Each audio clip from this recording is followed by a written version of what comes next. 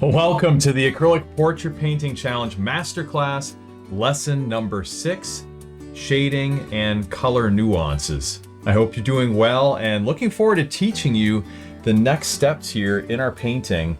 We've been moving along here very nicely for the last couple of lessons. Just got done doing a bonus video recently to show you how to get the portrait from that early on painting stage to something more advanced. If you haven't taken the portrait painting challenge, man, I encourage you to do it. We're having a great time here. You can sign up below at realisticacrylic.com/acrylic-portrait-painting-challenge. And then when you sign up, you're going to get the welcome kit, and that's going to include everything you need to be able to paint along with us. I have a copy of it right here. I was like, where is that welcome kit? Here it is. This has been a little bit used, but anyway, several pages long. Now, obviously, I'm not going to ship this to you in the mail. You can download a PDF guide and you can print this out, and it's going to give you the reference photo. It's going to give you the supplies list and a couple of other things as well. So go ahead and sign up for free at realisticacrylic.com/acrylic-portrait-painting-challenge. I have the link in the description of the video. Should be also a link in the top comment as well. So look forward to seeing you in the challenge. All right, well, I've seen some outstanding portraits in our Facebook group. I love the fact that you guys are posting, and it's been great to see the sketches develop with some amazing layers, contrast between cool tones and warm tones, a lot of detail in the painting so far. The man looks like a man, the horse looks like a horse. I mean, you guys really are doing a great job. So high fives, and just want to encourage you to continue to post your portrait in the group. So if you haven't done that, people would like to see that. It would really encourage them. So please do post your portrait in the group. But for right now, I'm going to open up with a word of prayer, and then we're going to dive right into the lesson. So, Father, I ask a blessing on this lesson. I pray you'd help me to be able to show the next steps and the shading and color nuances in this painting. We want to be able to develop some smooth blending, and Lord, I pray that you would help us to be able to do that. Guide my friend as they're painting on their portrait, and give peace and confidence during the process. Help me to be able to make these lessons very clear. And again, help us to know that we can do all things through Christ who strengthens us. And you're the one who's given us that desire to paint. And so you make a way for us to be able to do it through teaching and through just all the other provision we have, from canvases to paint and brushes. Thank you, Lord, for this time. In Jesus' name, amen. All right, well, let's dive in here. So we got the painting on the easel. And first of all, I want to show you what's going on here and what we accomplished in our last lesson. I put up, some high contrast on the man's clothing. Right now it looks kind of like a watercolor painting because we don't have a lot of blending and nuance in here yet. Hopefully we'll get that here in this lesson or in the next. But we are developing some good contrast between the rider and the horse in the background, developing some shading, on the foreground as well, trying to get those clefts in the snow and that kind of thing. And that'll take a little bit of time. We've got some detail going on in the gear of the horse, and then the rider, we need to do some work on that face, but we just work everything very slowly in this technique and just kind of fade it all in. So that's part of the process.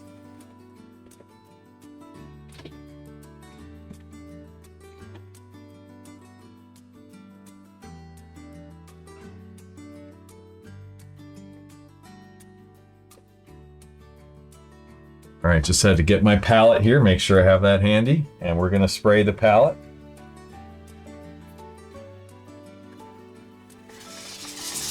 Make sure those colors are nice and moist. It makes it so much easier to paint with. Set that there, and I'm just using an assortment of brushes today, so I might pick up a flat brush or a round brush, and just have your brushes ready, and I'll let you know what brushes I'll be using. I'm not exactly sure until I get into the process. So just kind of have all of your brushes ready, and I'll introduce each one or at least I'll try to as we work on the painting. All right, so I want to develop a little more contrast on that background. I want to darken the grass and reeds a little bit more, I think. And then we'll probably, you know, switch off with that and then doing some work, you know, on the hills as well, which is even more of the background. It's time to get out a little bit of aluminum foil and put this on the palette, because right now my mixing area is filled up. So if you've never used aluminum foil on your palette before, it's a really nice surface to paint on, or to mix your paints on. There's many different ways you can do it. This is what I use. And right now I want to have a fresh mixing area, so I'm gonna take a piece of foil and I'm going to pull out about this much. I like to have a glossy side on the top. I don't know if that makes a difference, but just like it that way. And then I just kind of shape it a little bit so it fits, you know, the palette. And then I set it down and it sticks to the paint that's already there, which is really, really nice. All right, so voila, now I have a fresh mixing area and all my paints are still there. All right, so let's take some raw umber dark, get some matte medium on the palette. Definitely want to use some raw umber dark. Not a lot, but a little bit of that, and then some burnt sienna. And we're using a 1-inch flat, 3/4 flat.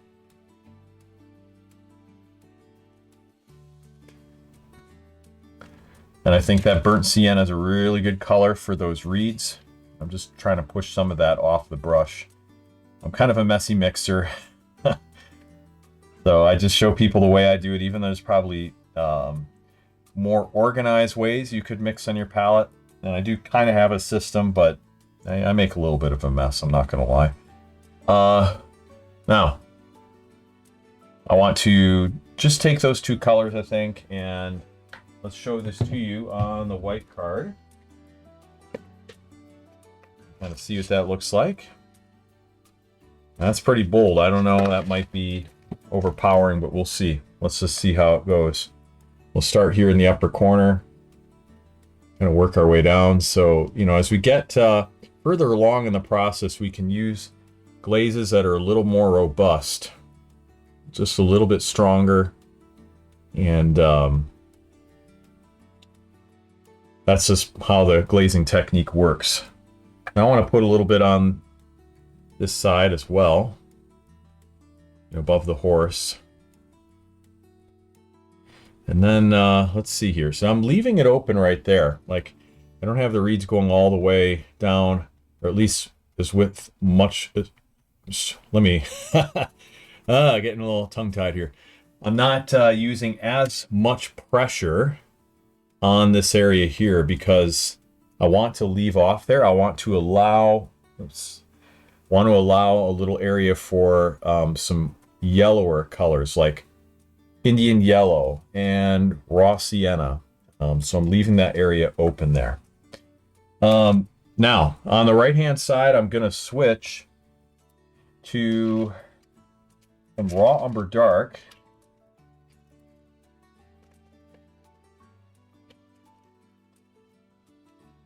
All right, and I thank God he can help me as I teach this lesson, be able to teach it with clarity.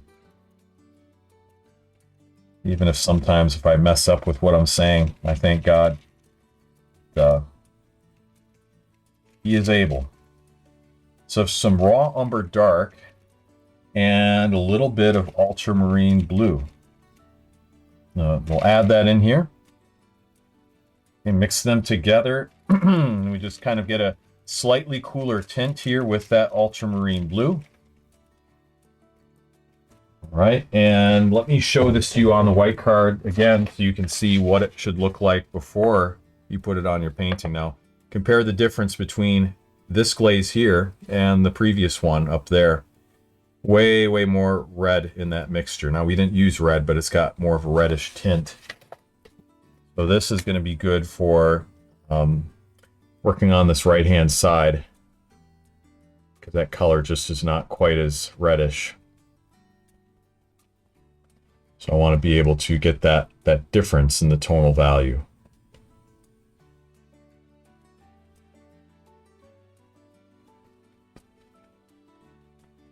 Just kind of blend that in, just like that.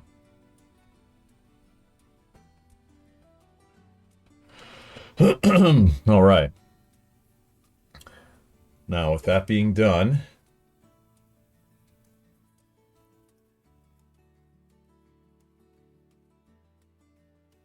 let's go ahead and just put this glaze on the clothing. Just use what we have here on the foot a little bit as well. And we'll also put that on the jacket.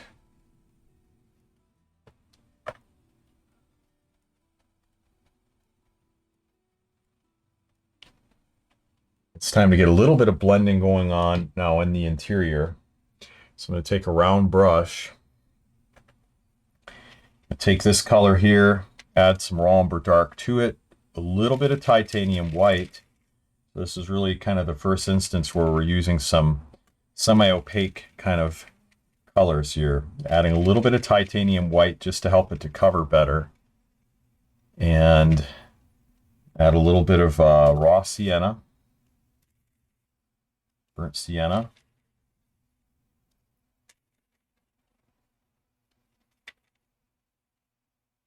Now, let's see what this does, what this looks like. Show this to you on the white card. So this is what we have right there on our white card. And let's go ahead and just kind of put this up there and see how that looks. Yeah, so we're just working in a couple of little nuances. Now, I don't like the brush I'm using. It's splaying apart. I'm going to try a different brush. Fortunately, this technique is a little bit rough on brushes, so sometimes you do have to try a few brushes till you find the right one. That color is not quite right. I'm going to lighten it up a little bit. Take some titanium white, add that to our mixture. And I'll put a little bit of raw sienna on it as well. More titanium white just to make it somewhat more opaque. Now, you're probably wondering what this looks like. So show this to you on our white card. Let's see that.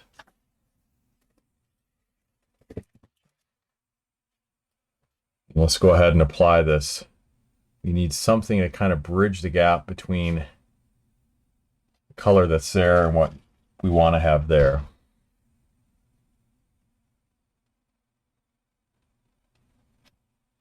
Get some midtones taking place on that jacket.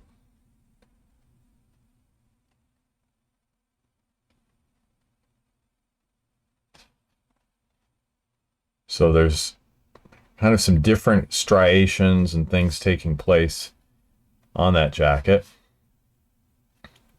And I'm trying to be aware of just the different colors that need to go in here. This is a somewhat cooler color.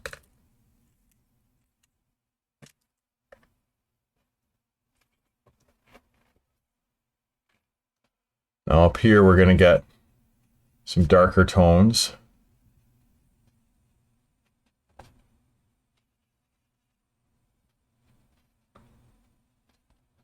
And as you apply this, just be careful if, because you have some white mixed in, it could get a little bit chalky. In fact, I'm going to add just a little bit more raw sienna and burnt sienna to that mixture, just so it doesn't get too chalky. And then be careful as you're going over some of these darker tones you have, because that's where it's going to look chalky if you overlap it.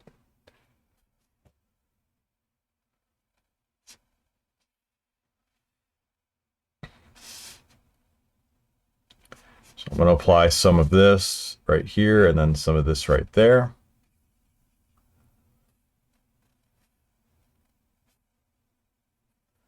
We'll put a little shading on the top of the hat. So this is just the start of some shading. I'm sure you can see that.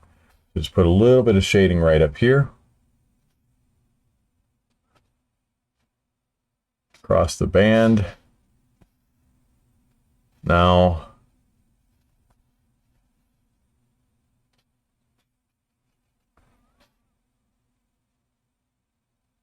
some shading in right here as well. And then some down there. So these are midtones. I could also have named this lesson shading in midtones, but yeah, we want to really, you know, develop the middle ground values, because the darkest ones would be like, you know, the shirt here, you know, the shadows on the left, and this is kind of what ties in to the highlights.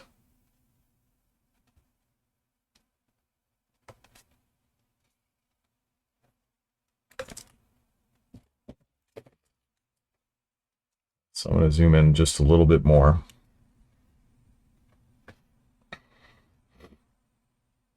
Put a little shading here on the left side.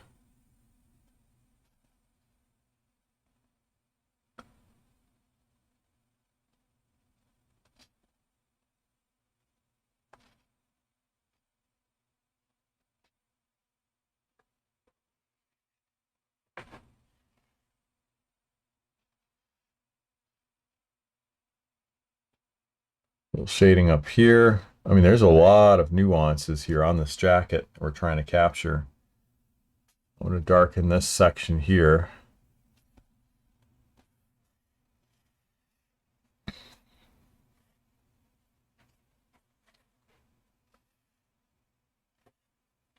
All right.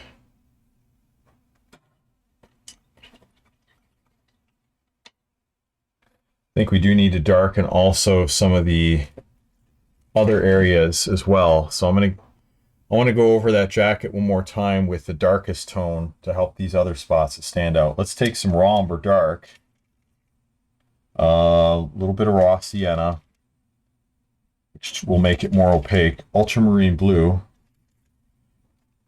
I really need to spray the palette, get this fluid.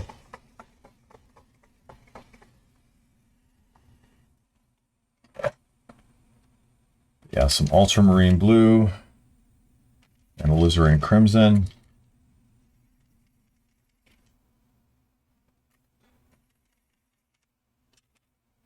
A little bit more raw umber dark.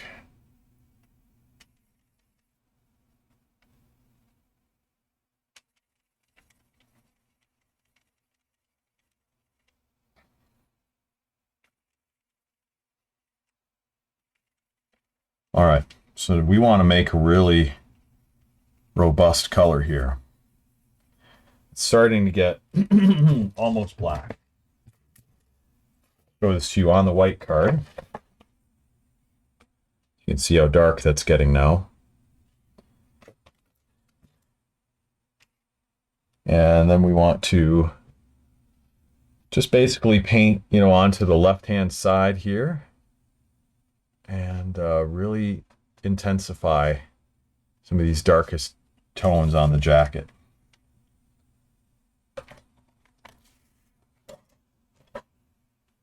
Paint's really fluid, that'll help.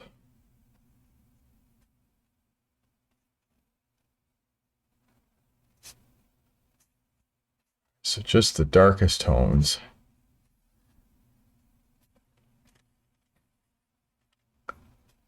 On the top, we've got some really dark areas. That's going to really help our midtones to stand out.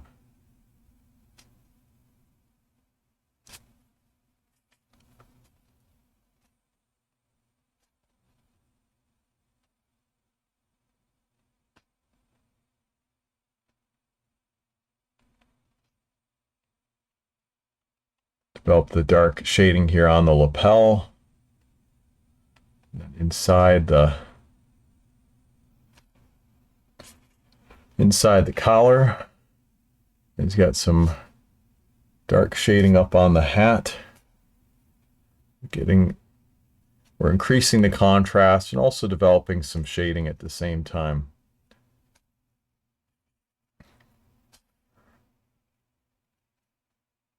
So we darken that left side of the hat here. Let's just zoom out a little bit.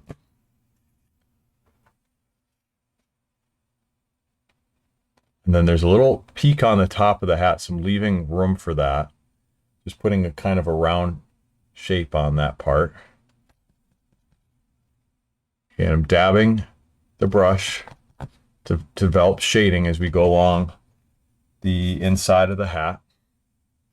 Put a little bit of this darker tonal value right here, a little bit on the bottom of that brim.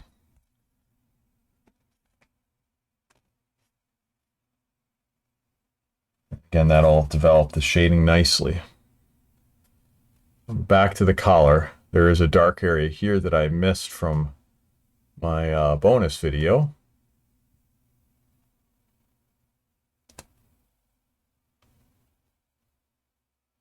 Just want to get as much as we can developed here.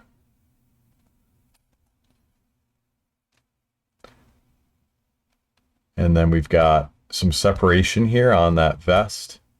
So there is, a line separating where it's buttoned up. We want to get that detail in there. And then here we're kind of turning the form on his chest, just putting in a dark glaze on that left-hand side. And trying to redefine the buttons, which I almost lost. There's like, 4 buttons here. Some are turned to the side more, so they, you don't want to just make them all look the same.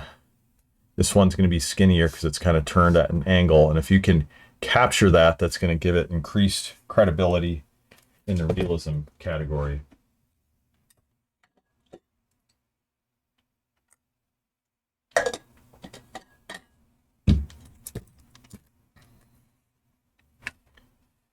Now let's put some shading in right here.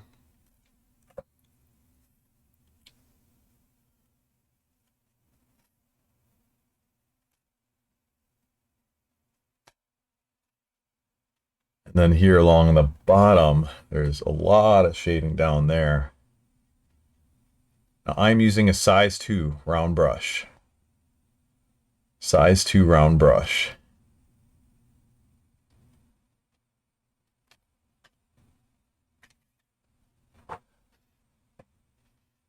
Okay, let's add a little bit of shading to the left of kind of the opening of the vest, where one flap goes over the other flap, like that. A little bit of shading up here. So some cast shadows taking place from the jacket, onto everything else. Let's kind of go back. Well, I probably should let that dry first. Okay, I'm going to work on this area here, this wrinkle up on the chest.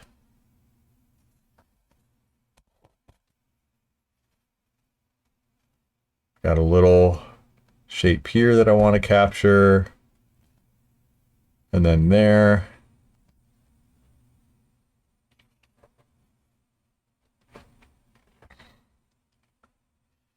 Right in here as well.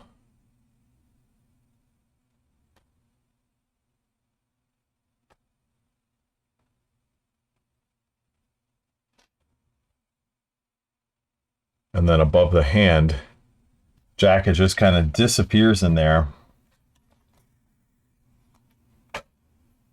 Keep that paint really fluid.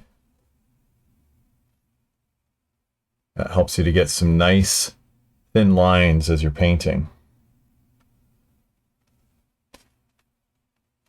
So to show you on my palette how watery this is, you can just see that surface. Look at how watery this mixture is. And that just helps it really flow off the edge of your brush. All right, we've got a wrinkle right here.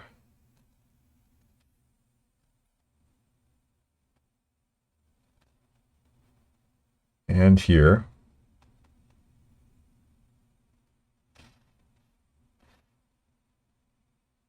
There we go. Put in a little wrinkle there and there.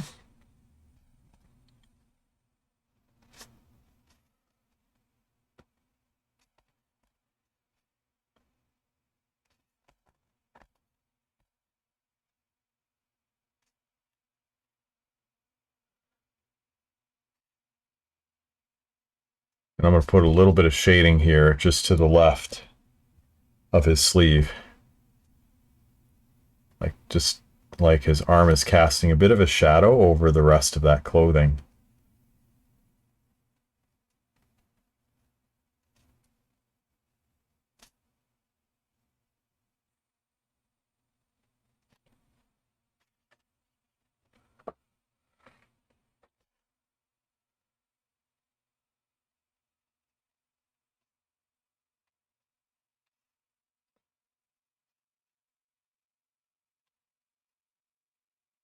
I put a little bit of shading here, right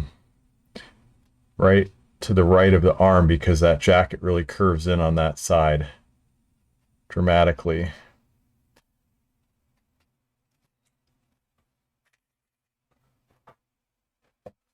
Now the previous layers really make this a lot easier to apply because we have a foundation underneath.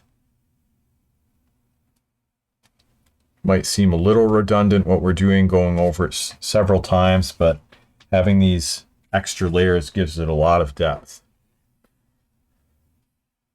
So this line here needs to connect with the jacket, with that little flap that's going above, and I'm gonna make sure I have this line going in the right place. Just kind of make these areas more accurate.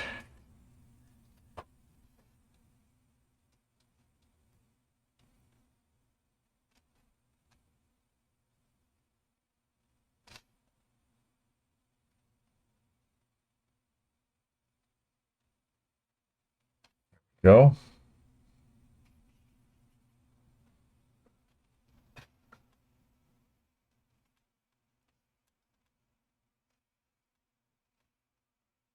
Now we have this main wrinkle. There's that accessory wrinkle underneath, but there is one kind of to the left.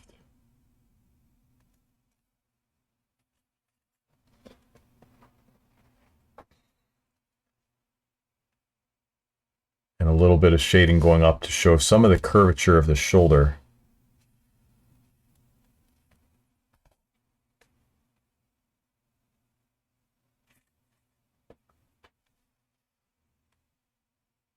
Now we'll blend it down on the bottom here, bring it up. Just like that. Get some crinkles in the jacket. I'll put a little contrast on his face right now. I'm just going to kind of work in a little bit more shape for the eye. The eyes are just merely little skinny triangles. We're not really trying to paint an eye at this point. Just trying to show a sense of. Camera was kind of shaking almost like a bucking bronco. Sorry about that. Okay.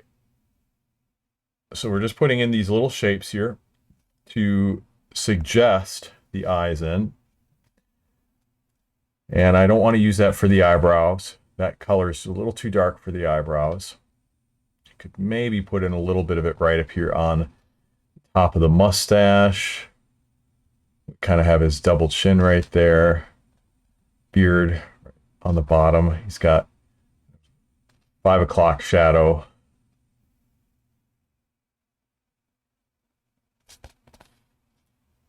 That's about all I can do with this color, I think. Maybe just put the skinniest little line under the brim of the hat.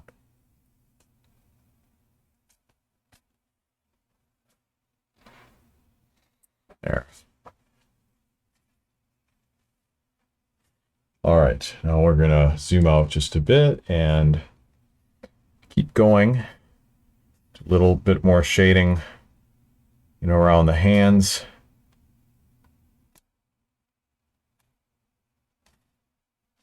Just develop that form a little bit more.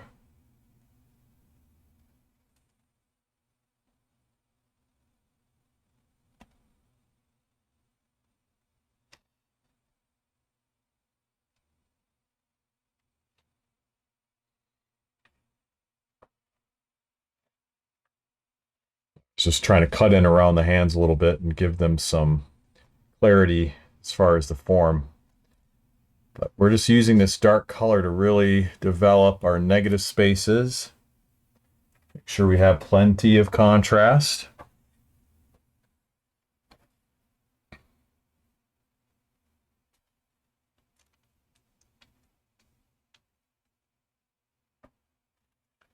Do a little bit more down here. We've got some, the texture of the ropes. And kind of a highlight just hitting that part of his knee. So I'm leaving that to be a little bit lighter. Here it's going to be a little darker. And at this stage, I'll probably need to switch into a different brush.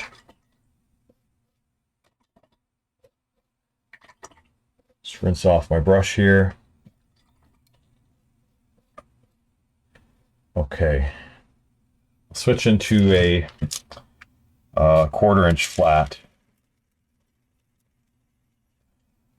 And we'll pick up with that same color. Now it's a little bit lighter, so you can add maybe a little matte medium, just make it a little bit lighter right here. But pretty much we're just going to be, finishing off the knee with that same color.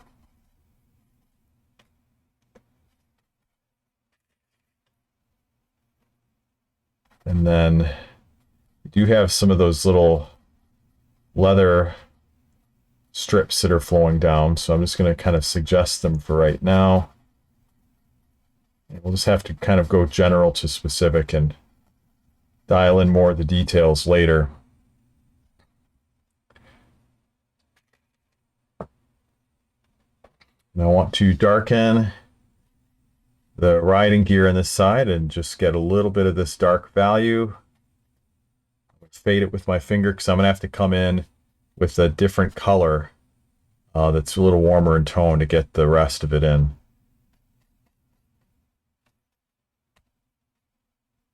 So just try to cut in some of those shapes.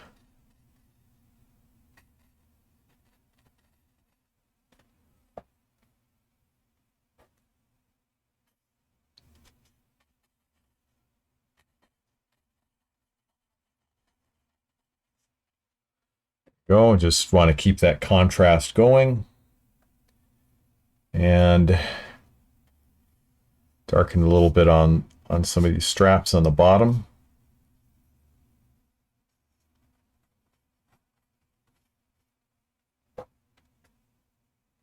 Okay. Yeah, so I like this with the increased contrast. Now he's starting to look much, much darker than the background, and perhaps, significantly darker, because that background will now have to get a little bit darker to match him. That's okay, we can do that. Yeah, we can do that, but for now, let's stick with that, and now we'll darken the background with, well, let's see, I'm going to use another, probably like a 3/8 flat. And we're going to take some matte medium, and I want to do some of the gray tones in the background. So if you look at your reference photo, you'll see there's gray in there. I don't have it in yet. I want to introduce it. I'm seeing just a hint of brown almost, but I'm going to take some raw umber dark, move it off to the side of this matte medium mixture. Take a little bit of ultramarine blue.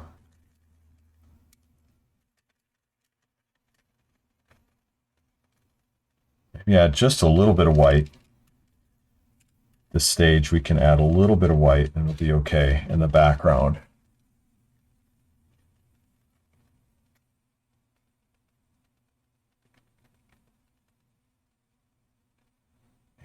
just a touch of alizarin crimson, just to give it a slightly pinkish tint. Create kind of a nice grayish color. And let's show this to you on the white card. This is what we have here. So you can see it's brownish gray. I think it's got enough of that slightly reddish tint that it's going to work well in the background. So we're going to start working it in selectively in a few areas that I'm seeing on the reference photo. One area would be right here, and study your reference photo with me, and just kind of verify that you can see these colors too. Don't just take my word for it, so to speak, but look at your reference photo and see what it's showing you, because that's what I'm seeing. I'm seeing some colors like right here that have a little more of a brownish gray color in them. So I'm introducing that into the background. Okay, right up here. There's also some down here. I just want to introduce them. We can iron it out, get all the forms and the shading really ironed out later, but for now we just want to introduce them in. Here's another opportunity for this color. And that helps to bring just a little bit of that brownish hue into the background, which is nice. It's great to have good color harmony within your painting. Now remember, as you're working on your painting, it's not how the painting looks now that counts, it's how you finish it that counts, just like with life. People say, and I've said this before, people say you never get a second chance to make a good first impression, and that's absolutely right. But you always have a second chance to make a good last impression. And so, same thing with a painting. If your painting isn't looking the best right now, some areas that you are a little unsure of, that's okay. Just keep at it, be persistent, and that hard work will pay off. The Bible says that all hard work brings a profit. It also says that we will reap a harvest at the proper time if we do not give up. Now, in context, it's talking about, doing good works and persevering as a Christian, but, I think painting can also be a good work. And it certainly can apply to that, especially, like in my case, I'm doing this for the glory of God. And so I believe that really can apply. And I want to put my best effort in there and overcome the obstacles. Because when I'm painting right now, I'm kind of with you. I'm looking at a few areas of my painting. And I'm like, I'm not sure about that. Am I going to be able to make that look right? How much work is it going to take to fix that or correct that or adjust that? But I know from experience partially, but also because my confidence in God that I can finish this well. I can do all things through Christ who strengthens me, and I'll be able to make those changes if I don't give up. I have a student in the school right now. She's been working on a painting for a while, and man, she is persistent. She just will not give up, even though it's been a challenge for her to be able to capture certain facial features in one of the subjects. But I admire her resilience and persistence, and the painting just gets better and better each time.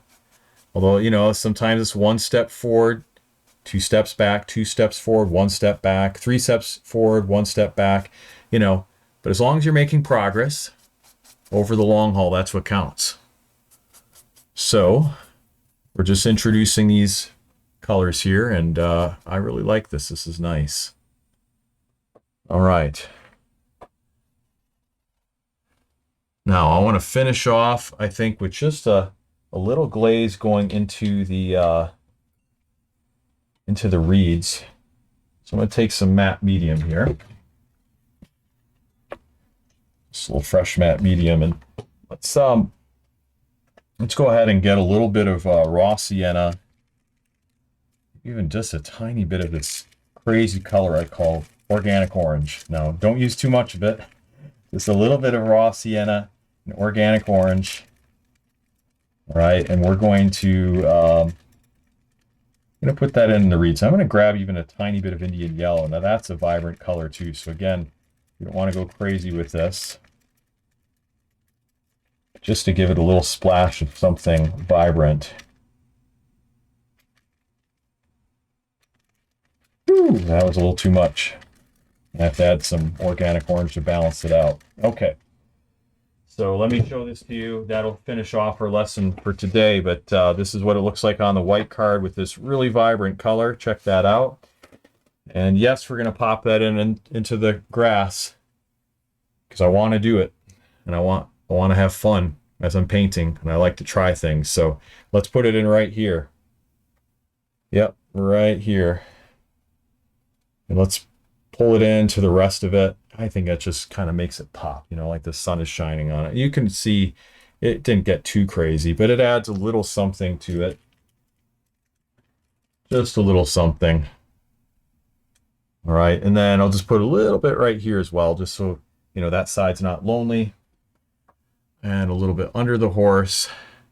Maybe just a couple hints on the other side, just a couple. There we go. And I like that. Should I even just throw a little bit on the guy's jacket in a couple of spots? Like maybe it's weathered in some areas, but we're getting a little bit of that warmth in there. Maybe on the hat. Just spruce it up a little bit. Yeah, let's do that. Just add a little bit. All right, and we probably need to start getting in that color for that heart on the horse. So let's put that in right there. At least just the start of it. And also use this color on the halter because it can use that warm color. It's a very chromatically intense color, so we can just push it along its way with that warmer color. Kind of see how that looks. All right. Well, we're going to stop off here. This lesson by necessity needs to be just a little bit shorter than some of my other lessons, just based on my schedule for today. However, we've got 2 more lessons here, so I'm looking forward to showing more of the process, helping you finish this painting. We accomplished a lot. We were able to really dial in some of the detail, shading, nuances, mid-tones, and shadows on the man's clothing. And it's coming along there. We were able to also add some more color information to the background, make it a little more vibrant in spots, both in the reeds and in the hills. Now we weren't able to get to anything on the snow, but that's okay because that part's a little bit lighter. But I'm really happy with what we were able to do with the background and with the rider, giving it more contrast, more shading, more color nuances. So, I hope you enjoyed this lesson. If you did, give this video a thumbs up. Subscribe to this channel to get more videos like this, and also check out Realistic Acrylic Portrait School. Sign up for the Portrait Challenge. Like I said, it's completely free. realisticacrylic.com/acrylic-portrait-painting-challenge. Sign up for the challenge, get the welcome kit, start painting along with us. It's not too late. And if you're working on this challenge already, high fives to you. Thank you for your hard work. Thank you for not giving up. I'm looking forward to seeing your continued work on your painting.